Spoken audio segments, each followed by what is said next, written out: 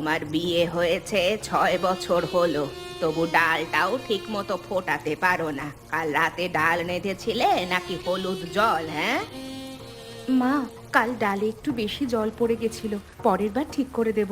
আপনি একটু বলে দিলে আমি শিখে নিতাম। আমি তো চেষ্টা করছি মা, একটু ভুল হয়ে যায় মাঝে মাঝে। 6 বছর ধরে চেষ্টা করছো? আমি যখন এই বাড়িতে বউ হয়ে এসেছিলাম, 6 দিনের মধ্যে সব শিখে নিয়েছিলাম। আর তুমি আমার ছেলেটাকে ঠিক মতো খাওয়াতেও পারো না। লজ্জা করে না তোমার?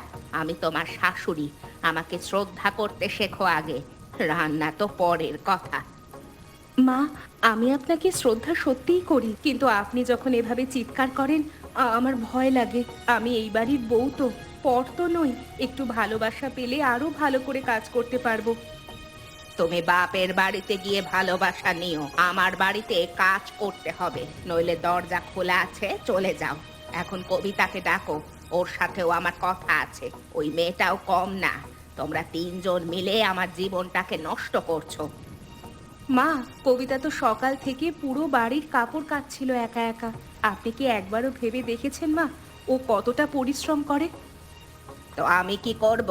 কাজ তো করতেই হবে। তোমাদের এত আহ্লাদ কেন বুঝি না বাপু। যাও, কবিতাকে ডেকে পাঠাও। আর শোনো, কালকের মতো রান্নায় যদি আবার গোলমাল হয়, তাহলে তোমাকেও ভাত খেতে দেব না, বুঝলে?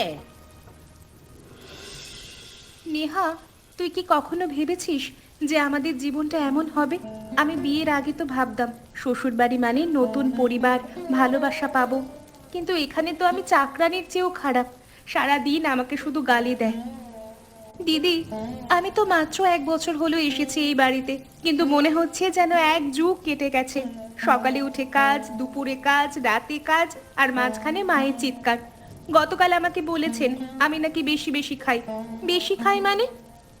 তুই তো নতুন, আমি 3 বছর ধরে এই অবস্থায় আছি। আমার স্বামীকে বললাম, সে বলল মায়ের কথা শোনো। এখন তুই বল, এটা কি কোনো জীবন?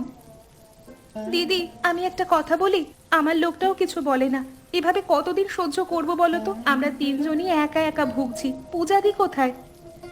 পূজাদি রান্নাঘর গোছাচ্ছে এখনো। দিদি সবচেয়ে বেশি সহ্য করে এই বাড়িতে, তবু দিদি কখনো ভেঙে পড়েনি। দিদি, আমি একটা কথা বলবো? গতকাল রাতে আমি খুব কেঁদেছিলাম। আমার মনে হচ্ছিল বাড়ি ছেড়ে চলে যাই। নেহা, এভাবে বলিস না। আমরা আছি, তুই একা নোস। তোমরা দুজন জেগে আছো, ভালো হয়েছে। আমি একটা কথা বলবো। আজকে মা আমাকে বলেছেন আমি 6 বছরে একটা সন্তান দিতে পারলাম না। পাড়ার লোকের সামনে এই কথাটা বলে মা আমার মন ভেঙে দিয়েছে আজকে। দিদি, তুমি কেঁদো না দয়া করে, আমরা আছি তোমার পাশে। আমি তো তোমাকে দেখে অবাক হই দিদি, তুমি কিভাবে এতদিন এভাবে টিকে আছো এই বাড়িতে। দিদি, পাড়ার লোকের মধ্যে কারা ছিল? মানে ওই পাশের বাড়ির কমলা কাকি? ওরা তো এমনিতেই আমাদেরকে নিয়ে কথা বলে। একদিন মা বুঝবেন, কিন্তু আমি আর পারছি না। আমি একটা সিদ্ধান্ত নিয়েছি। কি সিদ্ধান্ত দিদি? তুমি কি চলে যাবে একা একা? কোথায় যাবে? আমিও মাঝে মাঝে ভাবি, কিন্তু বাপের বাড়িতে গেলে লোকে কি বলবে? আমি ভেবেছি কবিতা, অনেক ভেবেছি। আমরা 3জন একসাথে যাব। আমরা 3জন মিলে একটা নতুন কিছু শুরু করতে চাই। বলো, তোমরা আমার সাথে আছো তো? দিদি, আমরা 3টে মেয়ে একা বাইরে থাকবো, লোকে কি বলবে? আর খাবোই বা কি? তুমি রান্না করতে পারো ভালো, কিন্তু রান্না করলেও তো নানান উপকরণ লাগে। কবিতা, ভয় আমারও লাগছে, কিন্তু তুই একটা কথা ভাব। এই ঘরে থেকে তুই কি সুখে আছিস? এটা কি কোনো জীবন? আমরা এমন একটা জায়গায় যাব যেখানে কেউ আমাদের অপমান করবে না। দিদি, আমি তোমার সাথে আছি। আমি আর এই ঘরে থাকতে পারবো না। দিদি, আমার যে খুব ভয় লাগছে। আমি কখনো একা কোথাও থাকিনি। বাইরের পৃথিবী কেমন হয় আমি তা জানি না। আমরা খাবো কি, থাকবো কোথায়? যদি কেউ সাহায্য না করে তাহলে কোথায় যাব দিদি? নেহা, তোর ভয় পাওয়াটা স্বাভাবিক। আমারও ভয় লাগছে, কিন্তু একটা কথা ভাব। এই ঘরে প্রতিদিন অপমান সহ্য করে চোখের জল লুকিয়ে রাখা, এটা কি কোনো জীবন? কিন্তু দিদির লোকে কি বলবে? বলবে 3টে বউ শ্বশুরবাড়ি ছেড়ে পালিয়েছে। আমার বাবা মা কি ভাববেন? তারা তো আমাকে বলেছিলেন শ্বশুরবাড়িতে মানিয়ে নাও। তাই তো বলছি, বাবার বাড়িতে যাব না। আমরা 3জন নিজেরাই থাকবো, নিজেদের পায়ে দাঁড়াবো। গ্রামের বাইরে 3টে বড় গাছ আছে, মনে আছে? সেখানে আপাতত আশ্রয় নেব, তারপর কাজ খুঁজবো। তুই কি আমাকে বিশ্বাস করিস? করি দিদি, কিন্তু একটা কথা বলি, যদি রাতে কোনো অচেনা লোক আসে, আমরা 3টে মেয়ে, কে দেখবে আমাদের? নেহা, এতদিন কে দেখেছে আমাদের? এই ঘরে থেকেও তো কেউ দেখেনি। আমাদের স্বামীরা, যাদেরকে আমরা সব থেকে বেশি ভরসা করেছিলাম, তারা পর্যন্ত আমাদের দেখেনি। মা তো দেখবেনই না। তাহলে এই ঘরে থেকে লাভটা কি ছিল? ঠিক আছে দিদি, চলো।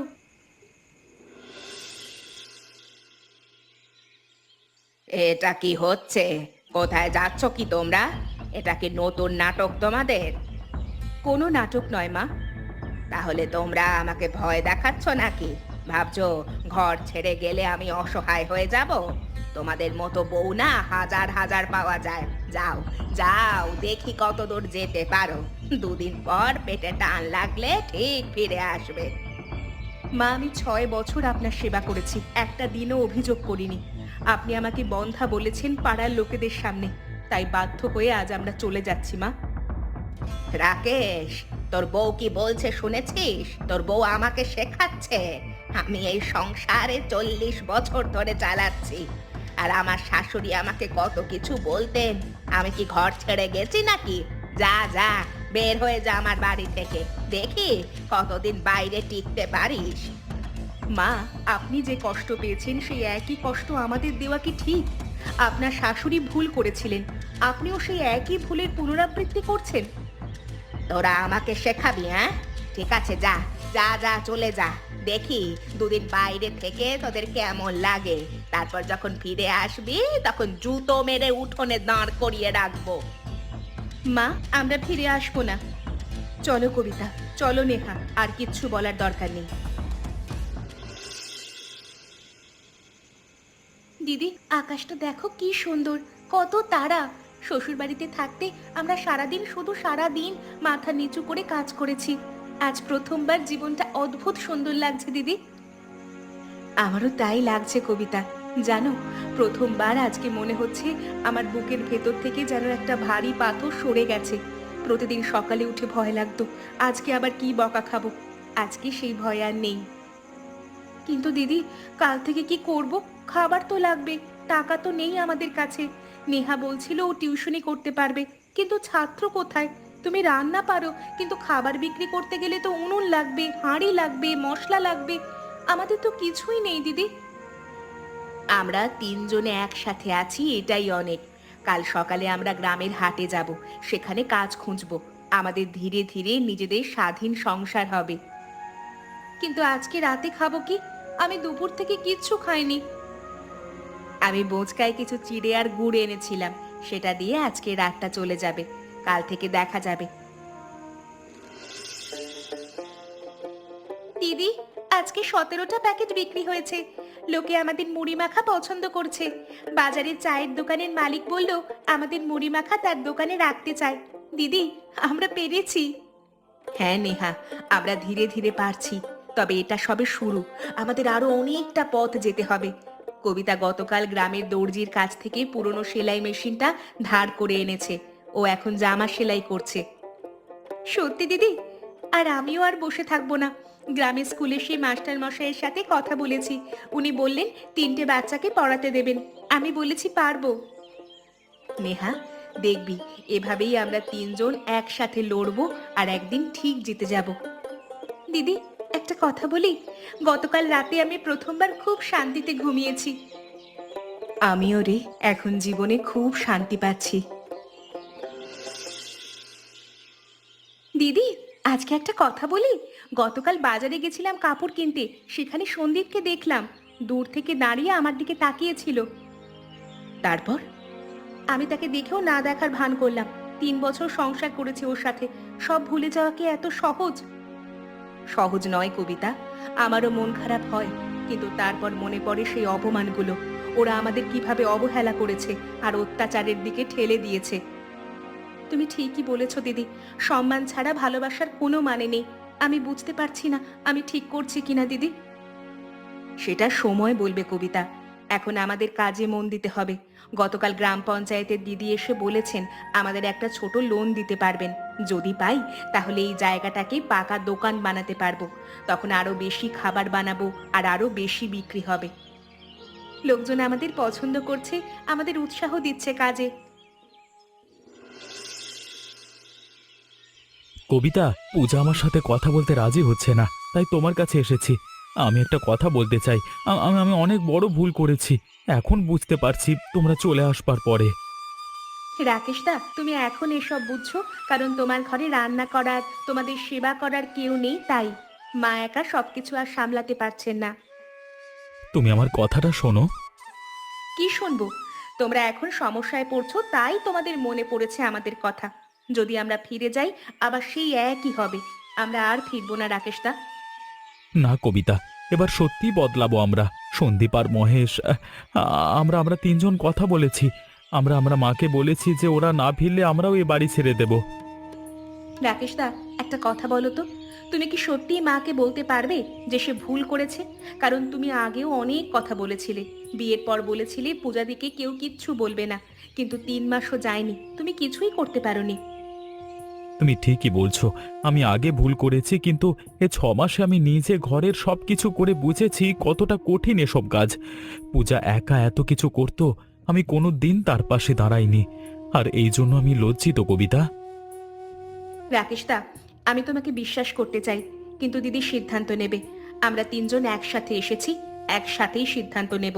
তুমি এখন যাও।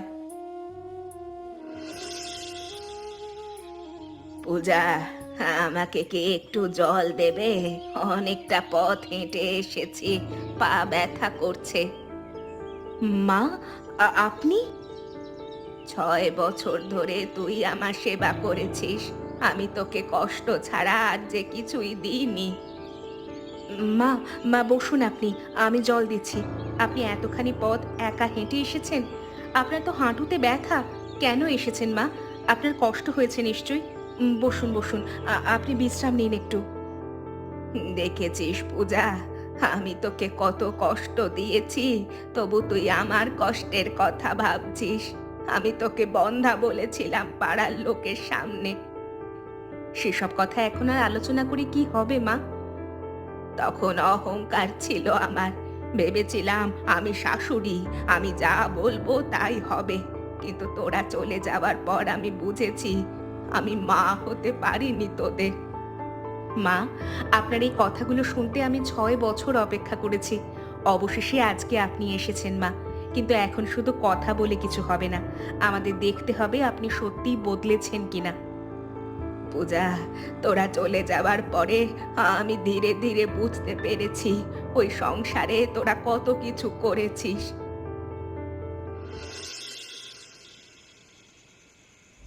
কবিতা, মা আজকে কাঁদছিলেন। 6 বছর ধরে ওই মানুষটাকে দেখেছি, কোনোদিন এত কষ্ট পাইনি, কিন্তু আমি ভয় পাচ্ছি যদি ফিরে যাই আবার সব আগের মতো হয়ে যাবে না তো? তোরা কি বলিস? দিদি, আমি একটা কথা বলি, আমরাও তো কেঁদেছি, তাতে কি কিছু বদলেছিল? দিদি, আমি অনেক ভেবেছি, আমি মনে করি আমরা ফিরে যেতে পারি, কিন্তু কিছু শর্তে। কি শর্ত? প্রথম শর্ত, আমরা কাজ করব, কিন্তু আমাদের অপমান করা যাবে না।